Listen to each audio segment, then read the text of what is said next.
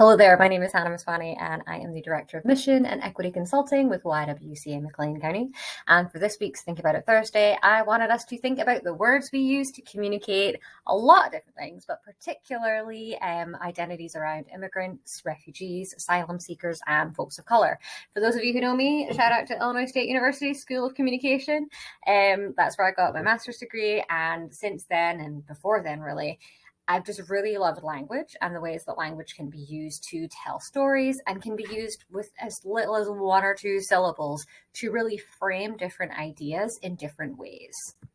So we all know that not all words were created equal. We've always heard the adage that the pen is mightier than the sword. Now, maybe not so much in an active fight, but we do not promote violence. But when we're talking about linguistic violence or the ways that we create sort of connotations and themes, or as the youths would say, vibes around different contexts, the words that we use really shape how we receive the realities around us, right? So when I say something is interesting, or when I say something is sus, or what have you, right? We can really kind of use different words that might mean the same thing, but have different connotations that sort of belie our value judgments, right? So if you think about words like freedom fighter, what does that mean? Whereas if you think about the word vigilante, what might that mean? Similar, it might be referring to the same person, but different audiences would use it differently, right?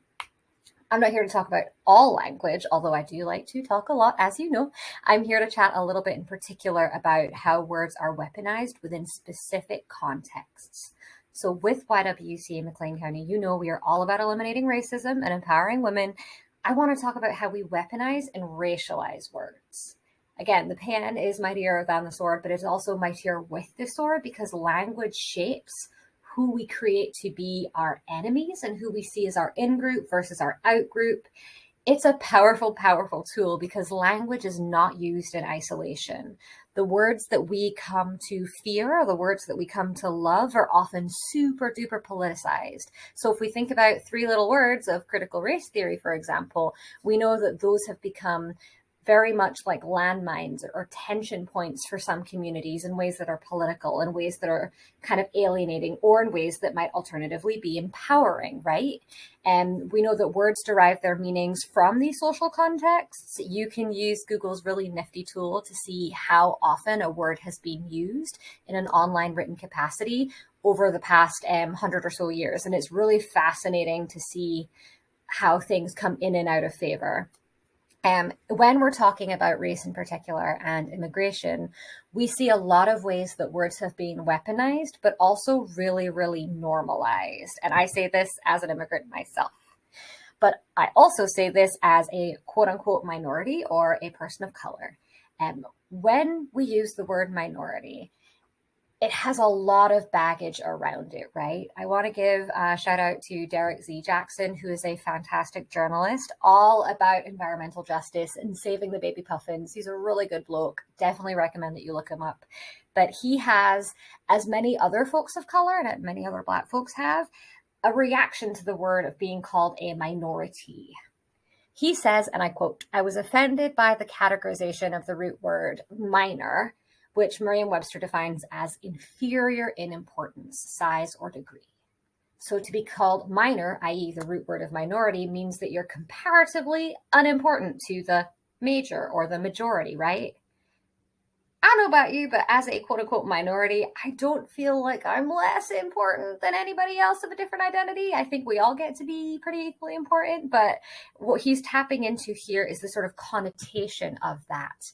The word minority, again, to quote the active dictionary right here, Merriam-Webster coming in clutch, means a smaller number of a part, or a relatively small group of people, especially one commonly discriminated against in a community, society, or nation, differing from other races or religion, language, or political persuasions. So minority pretty much has come to mean anyone non-white.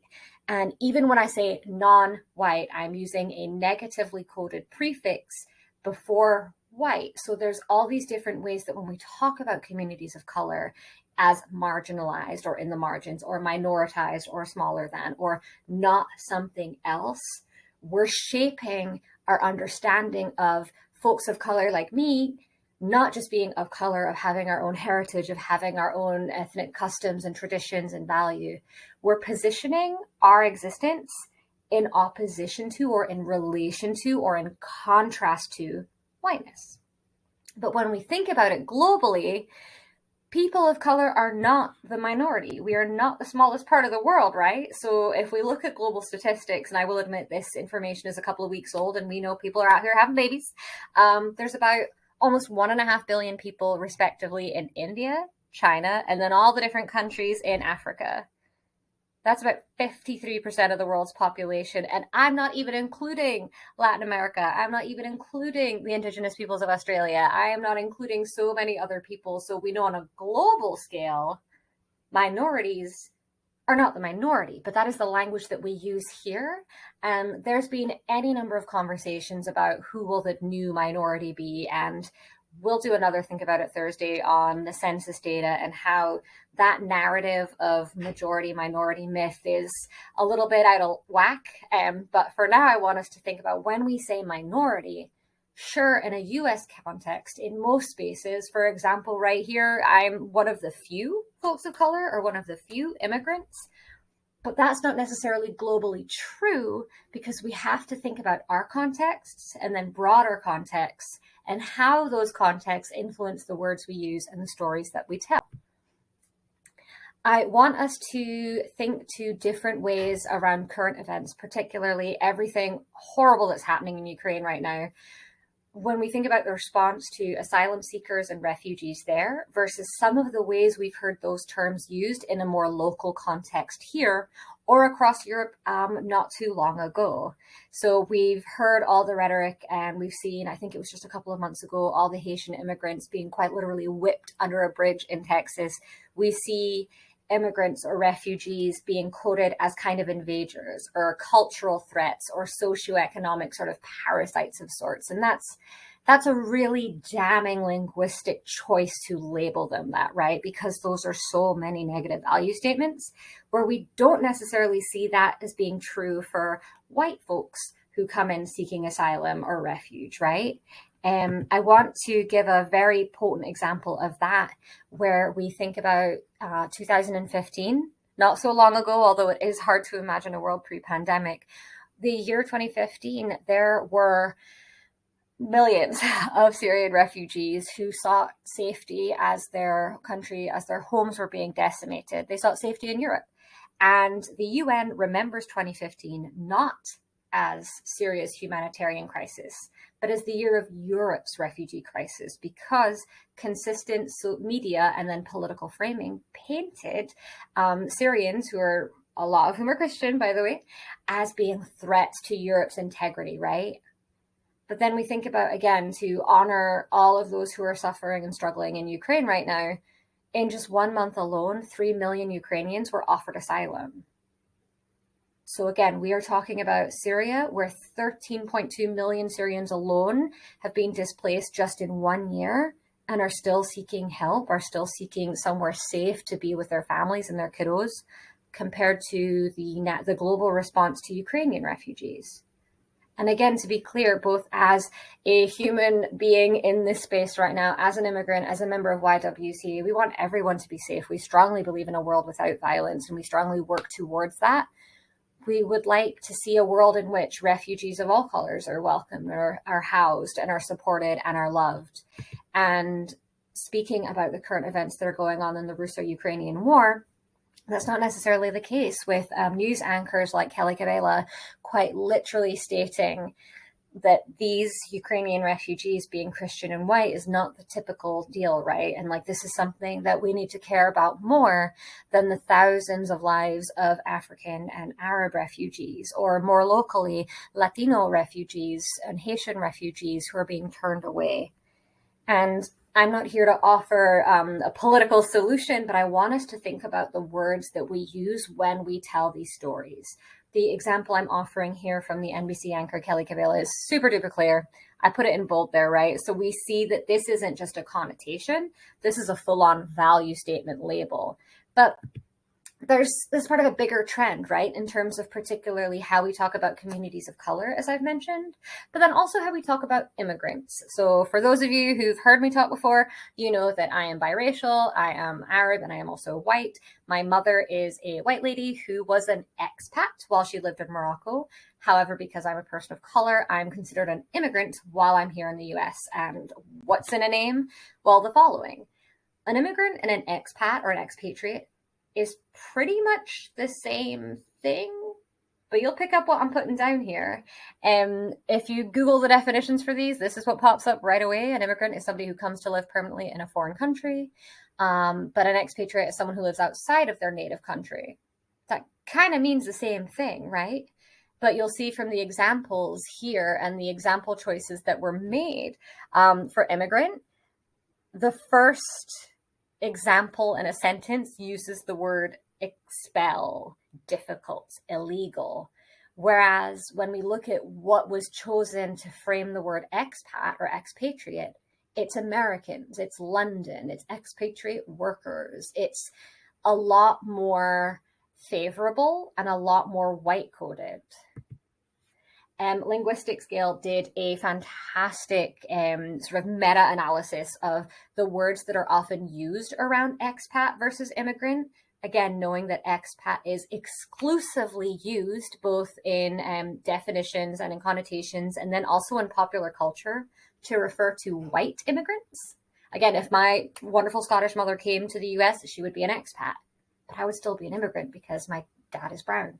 But when we think about the different ways that these are framed and the words that they're used alongside, the words that come to mind or that are quite literally used alongside expat are expensive, Western, medical, large, fellow, British, popular. And then some of the more popular words that we see coupled with the word immigrant in a variety of internet usage, right? So I'm talking about everything from news stories to social media posts. Low skill, undocumented. There are some, favorable ones like high skilled, right? But we're also seeing non-white, quite literally unauthorized, Hispanic, unskilled, Bangladeshi. Like we're seeing illegal. We're seeing a lot more negatively coded language that really paints a picture of the culture that we're in right now and how some immigrants are more welcomed and some are not. And that is true whether you come here as a student, as I did, or whether you are an asylum seeker or a refugee, or whether you are documented or undocumented. And I want to uplift a little bit more language around immigration. For example, I, as a permanent resident, am legally referred to as an alien. And while I say that with a smile, it doesn't feel great to be referred to as something non-human. Not only am I foreign, I'm an alien. And I'd like to think I'm out of this world, but that there and as of itself is so othering. It's quite literally alienating. We've talked about expats, right? They're aliens or immigrants, but wider, we think about folks on gap year. Not that any of us can travel because it's still COVID, but you get where I'm going. We think about immigrants and that term itself being rooted in conversations of color, often being preceded by the word illegal, which is not a word I favor, right? Like I strongly prefer to say undocumented because human lives shouldn't be illegal. Like we don't have the same 1957 reaction to miscegenation, or at least we shouldn't. But I also want to uplift that when we talk about undocumented folks, while we might turn on the news channel or like hop onto Facebook or what have you, we're seeing narratives of the quote unquote illegals being, Black and brown folks. There's actually a more prevalent population of European undocumented immigrants that we don't talk about because of the ways we talk about race and the ways that we talk about immigration and status and welcoming. And it's not just what we say, but also how we say it. So I know, for example, as a white presenting immigrant whose mother is Scottish, and I sometimes have a bit of her accent coming through if I'm, a bit stressed or tired. And I know that there's almost a social ranking, right? Here on the right-hand side of your screen, there was a study done in 2018, and it said that Americans favor sort of posher British accents, right? So all of the top 10 preferred accents to Americans, a lot of whom are Anglophiles, shout out to Doctor Who, are whiter accents. And there's a sort of denigration of accents for people of color. So whether they are Latinx, Mestiza, whether they are African or Middle Eastern, it's sort of this thing that's seen as it's cool and like trendy and coveted if you can speak another language, if it's a white Eurocentric language. And this was one of my favorite tweets of what's considered trendy if. But if you speak 4 languages as I do, but they all happen to be sort of brown languages, then it's not as cool, right? So there's this different way that we value things as being worthwhile, as being closer to excellence, which unfortunately often translates into whiteness. So words are heavy, words have power, words have all of these connotations that either fit into kind of normative understandings of what is acceptable, right? Of what can lead to white supremacy, right? So there's a little fear there, right? Like, what can I say? What should I say? What am I allowed to say?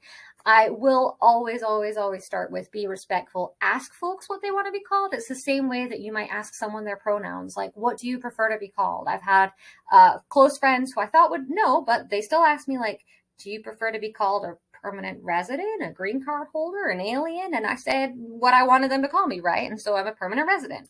That's chill. If you have a relationship with someone, you can ask them what they prefer to be called. I always say to use people first language. So I am a person with a green card. I am not an alien. Please don't call me that.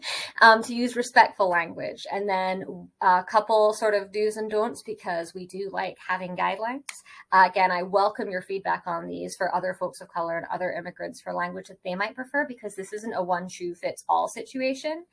Instead of using the term minority, because we're not a global minority and we shouldn't be made to feel that way, we shouldn't be made to feel less important or less valued, say folks of color. And if you're not sure, you can ask someone how they identify, right? If you have that relationship with them. I often invite folks to be specific. If you are talking to a friend who is Black, you can say that they're Black. You don't have to sort of euphemize it with saying folks of color. If you know that I'm Arab, it's chill to call me Arab. That's okay too. You don't have to sort of have this sort of eggshell approach, as long as you're approaching it with respect and consent. As far as language around immigration goes, and when we're talking about whether it's asylum seekers or what have you, let's not use the word illegal. Human life is not illegal. We can say undocumented if they do not have paperwork, right? So someone can be undocumented, and that's all right. Instead of saying alien, say someone who's international, someone who's foreign born. Just call them the friend, whatever their name is, right? And the same thing for expat, because expat is such a white-coded word and it offers power and this sort of glamour to a situation that is condemned when a person of color does the very same thing. Let's just call them international too, right? Like, no expat. There should not be this sort of hierarchy of expat then immigrant. If it's just people living places in the world, trying to enjoy their lives and trying to be safe and trying to be fulfilled and trying to give back to a society that they call home. So just a few little tips and tricks over there, linguistically speaking. And a last reminder, as we think about it on this Thursday, to remember that words have power and words can disempower. So when we hear folks use problematic racialized language, whether it's someone calling someone else a thug or someone else saying they're illegal, take a step back and ask why that's the word choice. What is that word communicating, especially if it has such negative connotations, right? If, for example, someone says, oh, I want to be an expat abroad, I'm the first to be like, oh, so you want to be an immigrant there? Because it's the same thing, but less racially coded and less favoring of one versus another, because we have to understand that the language we use, has a lot of baggage with it, has a lot of potential to cause harm, to disempower, to create negative and sort of politically divisive connotations. So I invite you and empower you to take language into your hands and use your language to create the story that we all deserve to hear, a story that affirms us regardless of our identity and does not make us feel small just because we are not represented in the white mainstream. Thank you for tuning in this week. I have been Hannah Maswani, your Director of Mission and Equity Consulting with YWCA. Please feel free to hit me up by email and welcome suggestions for future presentations. And I'd love to hear what y'all are thinking. Bye.